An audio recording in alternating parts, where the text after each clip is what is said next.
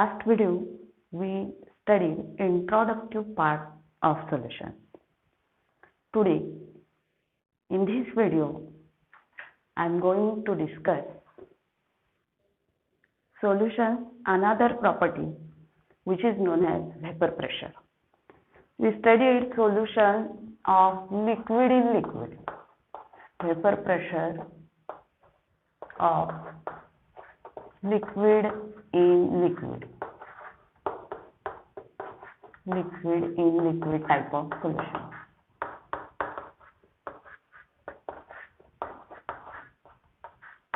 Last year we studied vapor pressure of only liquid. What is that? At equilibrium, when there is rate of condensation and rate of evaporation becomes exactly equal, at that time the pressure applied by vapor of liquid on its surface known as vapor pressure. Today we are going to discuss liquid in liquid solution. For this, consider one container containing liquid in liquid type of solution. Suppose consider these two solutions, two liquids. This is kept under closed container. Now, at equilibrium, there are vapors of both the liquids because both are volatile in nature. And here, at equilibrium, vapor pressure applied due to vapor contributed by both the liquids. The relation between vapor pressure of solution to its mole fraction is given by scientist Raoult's. Now we are going to discuss Raoult's law. Raoult's law. What is that law? Law is about vapor pressure of each component in solution. Vapor pressure of each component in solution is the vapor pressure of pure component. म्हणजे याच्यामधून स्वतंत्र असताना दोघेही liquid स्वतंत्र असताना असणारे vapor pressure. Vapor pressure of pure component multiplied by its mole fraction. First, we see some assumptions. Suppose P1 is vapor pressure of component A1 or liquid A1 in solution. A1 is volatile solution, a liquid. P2 is vapor pressure of A2 in solution. A2 in solution. This is also volatile liquid. These two forms homogeneous mixture which we call liquid in liquid solution. Now, P10, this is also vapor pressure but of pure component A1, pure liquid A1. P2 is vapor pressure of pure component A2. And X1, X2 are mole fractions of A1, A2 respectively. A1 and X2 is mole fraction of A2. Mole fraction of A2 respect X1 and X2. Mole fraction, last year we defined it. Mole fraction is the ratio of number of mole of component to total number of moles of each component present in solution. This is nothing but ratio. Okay. Now we again go to Raoult's law. Now you can understand. Raoult's law. What that law states? Vapor pressure of each component of solution is equal to vapor pressure of pure component multiplied by its mole fraction. This is for A1 liquid. Vapor pressure of component is vapor pressure of pure component multiplied by its mole fraction. Similarly, for A2, liquid A2, we get P2 equal to P20 X2. This is equation 2. Now, here vapor pressure is contributed by both the liquids, both A1 and A2. Therefore, we must consider total pressure. According to Dalton's law, total pressure is given by formula P is equal to P1 plus P2. Okay, now by putting values of P1 and P2 from equation 1 and 2, we get P10 x1 plus P20 x2. Now, this is equation 3. You know about mole fraction. What? Mole fraction, sum of mole fraction present in solution is always equal to 1. Sum of mole fraction of each component present in solution is equal to 1.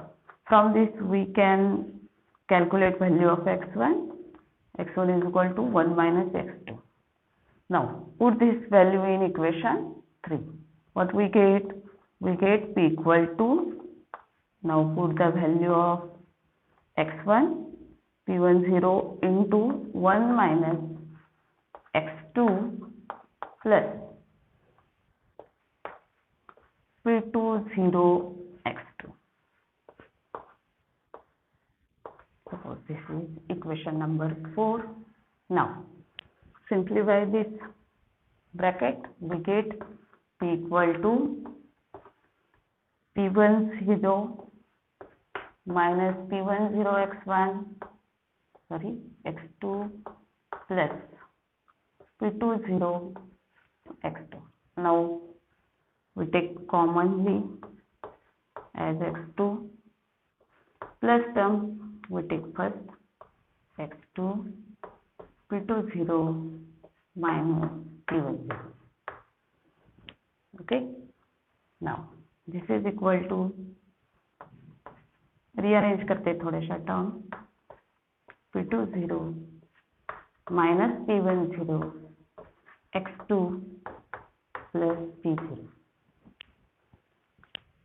This is equation number 5. This looks like y is equal to mx plus c. You know it, y is equal to mx plus c. What is this? Equation of straight line. Here m P20 minus P10, x2 on x-axis, P0 is intersect on y-axis, and on y-axis we take vapor pressure. Now we plot the graph.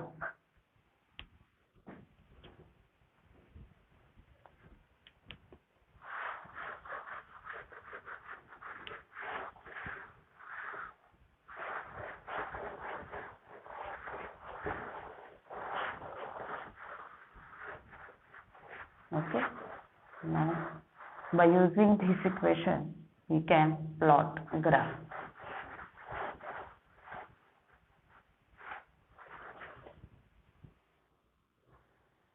By using this equation we can plot a graph.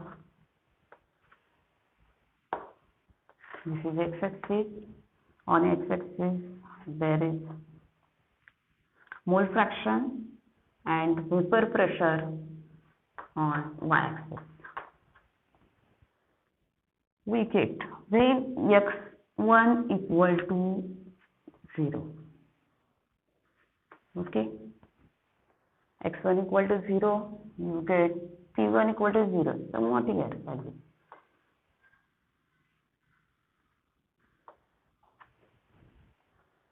When x2 equal to 0,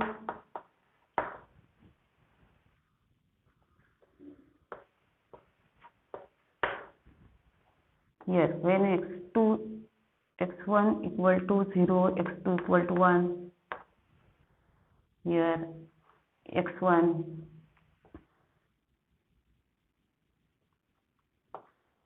equal to 1.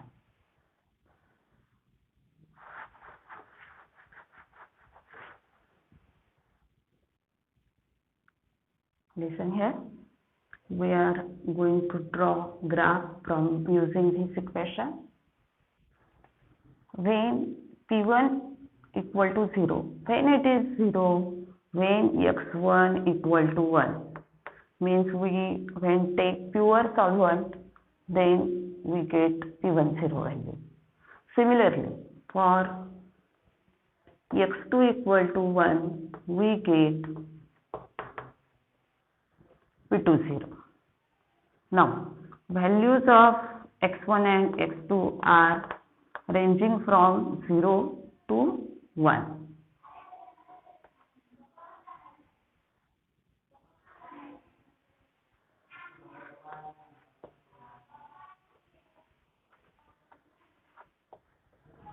Okay, we get graph like this.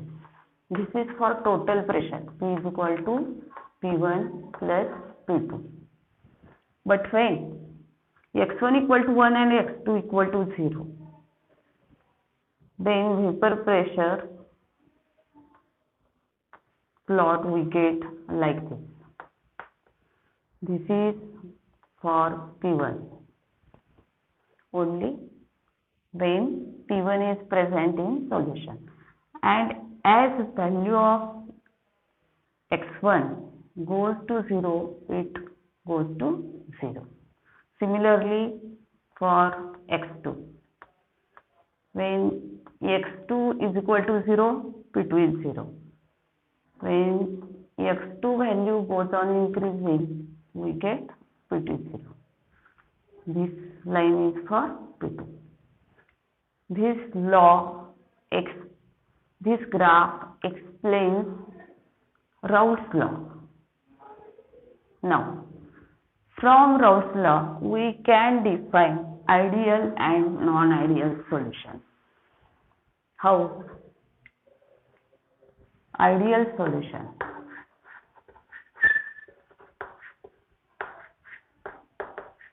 We studied ideal gases last year.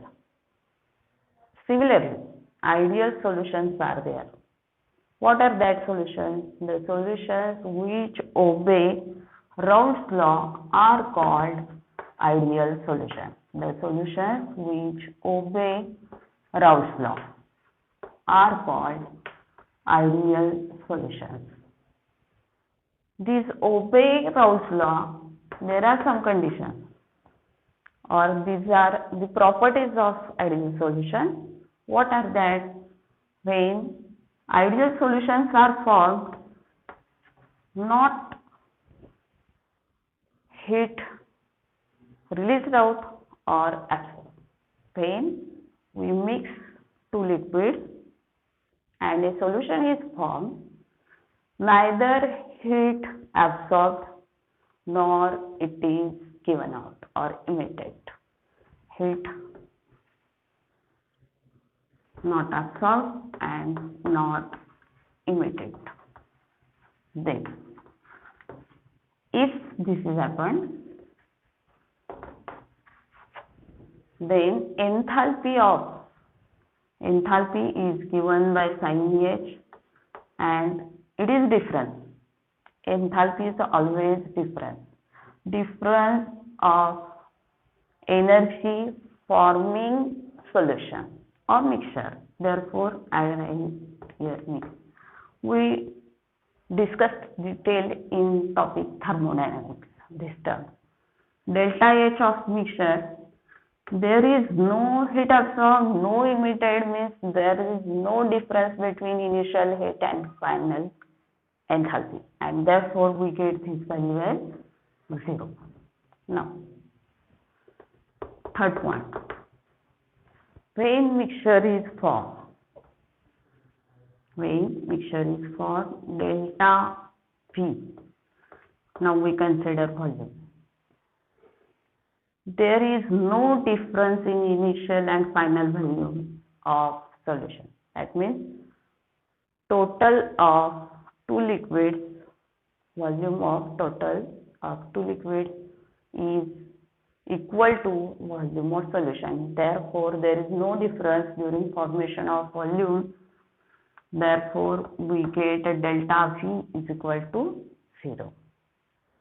Now, next point, it is about internal interactions or molecular interactions.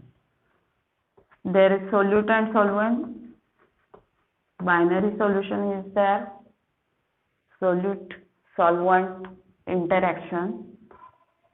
Another type of interaction, solute interaction is there, and solvent interaction is there. These interactions are almost similar in case of ideal solution, but in case of non-ideal it is different. Now, what is fifth point? According to fifth point,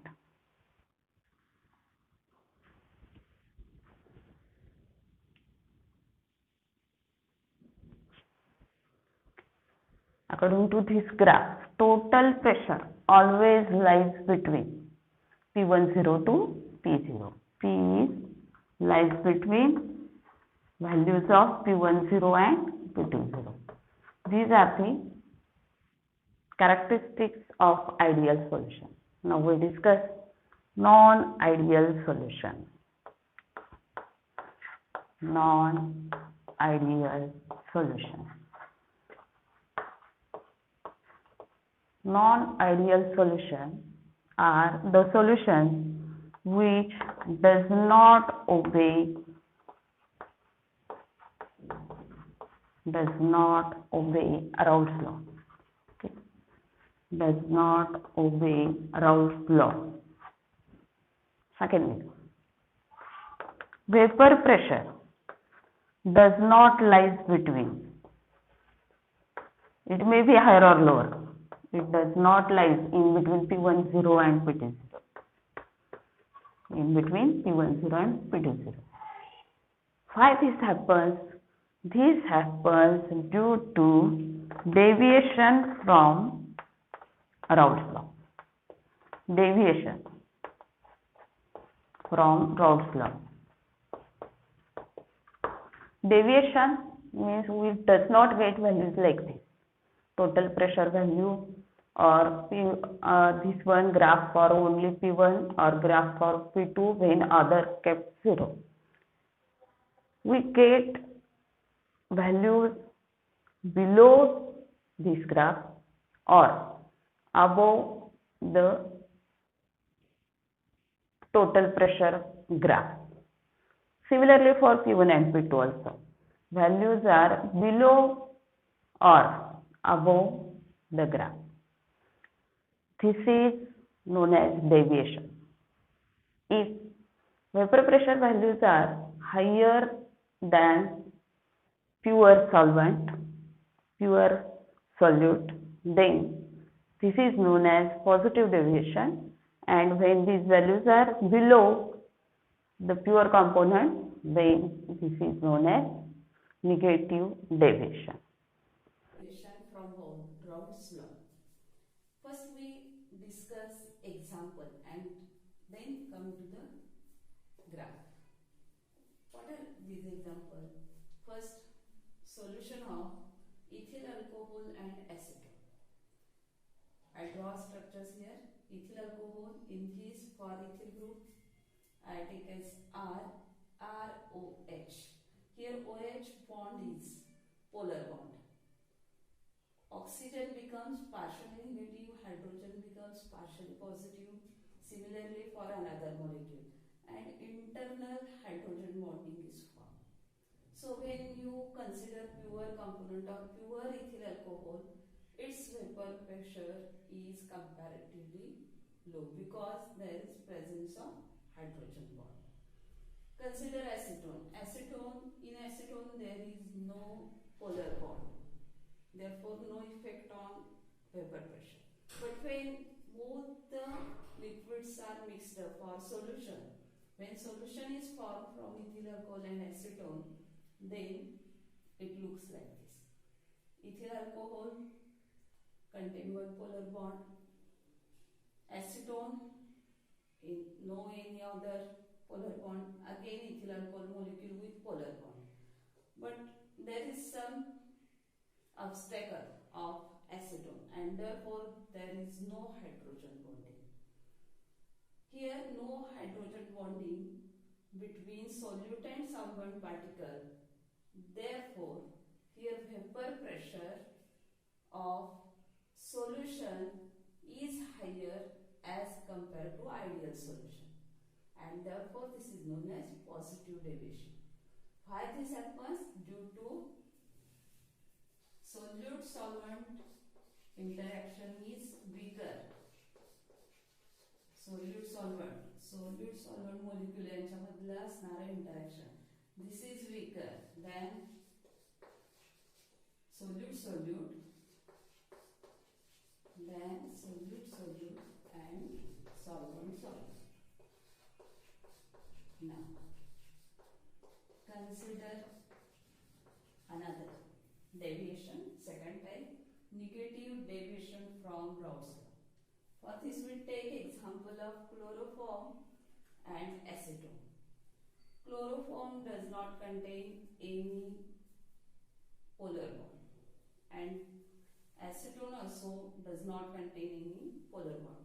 When separately these considered as a pure component, there are no internal bonding. But when these are mixes to form solution, there is bonding, hydrogen bond present due to these two oppositely charged atoms present in molecule. And due to this internal hydrogen bonding, intermolecular hydrogen bonding present in solute and solvent molecule, the vapor pressure exerted by this particular is lower as compared to ideal solution. And here we get graph like this. Red lines drawn for negative deviation. P1 also you get less, P2 also you get less. Why this happens? This is because here solute solvent interaction is stronger than solute and solvent. Solute and solvent.